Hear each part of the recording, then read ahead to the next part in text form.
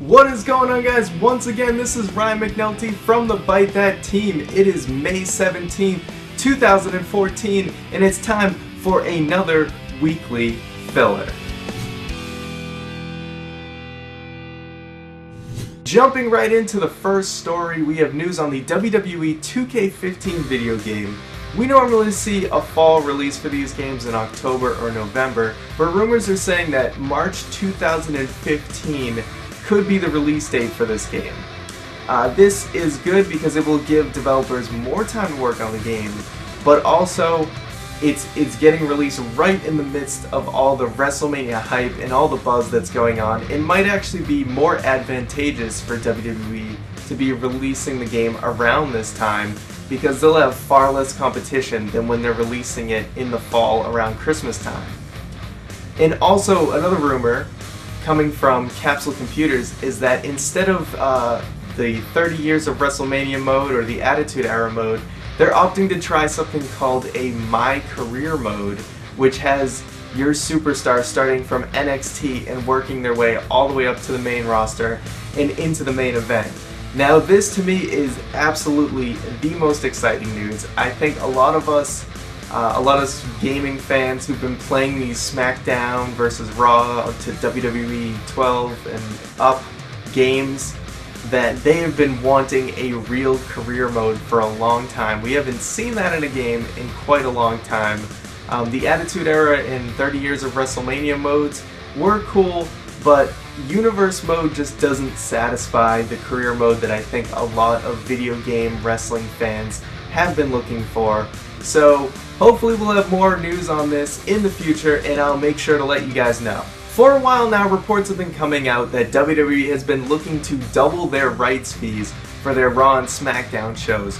Well, apparently WWE and NBC Universal did reach an agreement to keep Raw and SmackDown on USA and Sci-Fi respectively, but it was not the fees that WWE was looking for, which then in turn caused many stockholders to drop out, sell their stock, leaving WWE stock to plummet 45%, and in turn leading Vince McMahon to go from a billionaire to a millionaire in one day, losing over $340 million.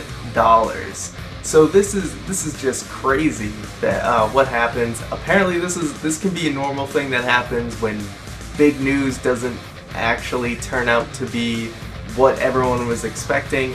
I'm no financial expert on stocks, so I'm going to try and gloss over this as much as you can. The articles are going to be in the description if you want to look further into it yourself. But in turn, after the stock had plummeted 45%, apparently a major investment company bought a major stake in WWE and are looking to sort of change up what's going on in upper management. So we have no idea what this could lead to. This could be big changes in the company as far as the product goes, or we could not notice at all, but it's definitely something worth looking into. And if you want to read a little bit further into this, feel free to read the articles below. So into our last story, this also has to do with that agreement between WWE and NBC Universal. Good old JR, Jim Ross, sent out a tweet saying that if there was a significant rights fee increase in that deal, that he fully expects SmackDown to go live on Tuesdays on the Sci-Fi channel. So we did see an increase in rights fees according to reports, but significant is obviously an ambiguous term, so we don't really know if that's something that is going to actually happen or not. But that's why I actually want to ask you guys, would you be more likely to watch SmackDown if it was live on Tuesdays? Or do you already watch SmackDown on Fridays and you're totally okay with that time slot?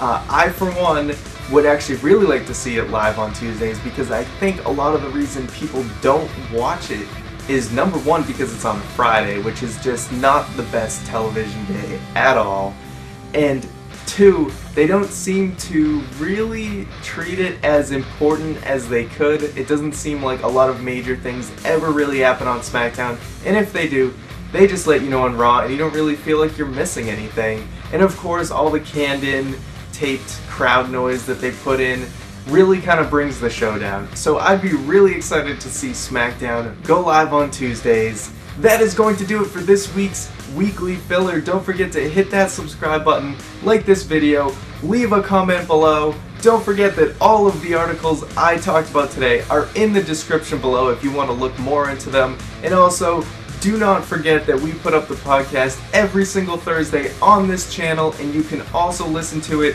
through iTunes or Stitcher by searching Byte That. There's also plenty of other videos on this channel you should check out.